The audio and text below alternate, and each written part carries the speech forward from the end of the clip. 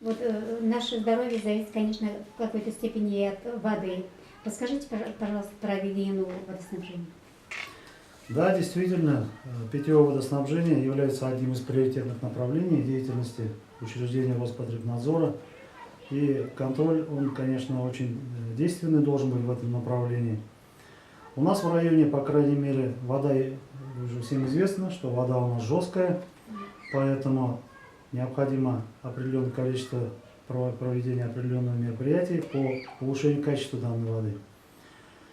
Вот если брать по исследованиям, у нас по большому счету нецентрализованные родники из количества исследованных проб у нас не соответствует 85% из исследованных 7 проб у нас. Вот. По микробиологическим показателям у нас вода хорошая выходит, то есть это говорит о том, что у нас достаточно защищенные грунты, вот, и вода у нас в микробиологическом плане загрязнения большого не происходит.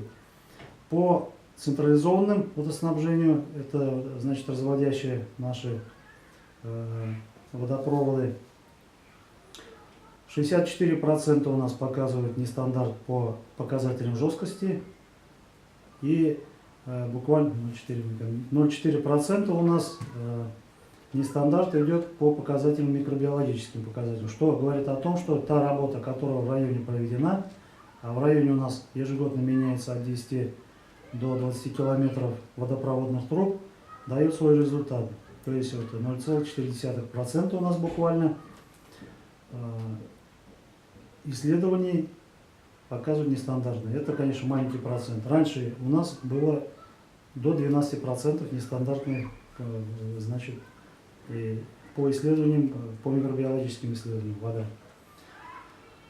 Но по показателям жесткости все-таки предстоит проводить работу, и в районе такая работа уже начата. То есть у нас в районе исполнительным комитетом муниципального района уже ставятся задачи и организационные, и под это дело выискиваются уже и средства для того, чтобы та вода, которую мы пьем с вами, была более-менее стандартная по химическим показателям, по показателям жесткости. Спасибо большое.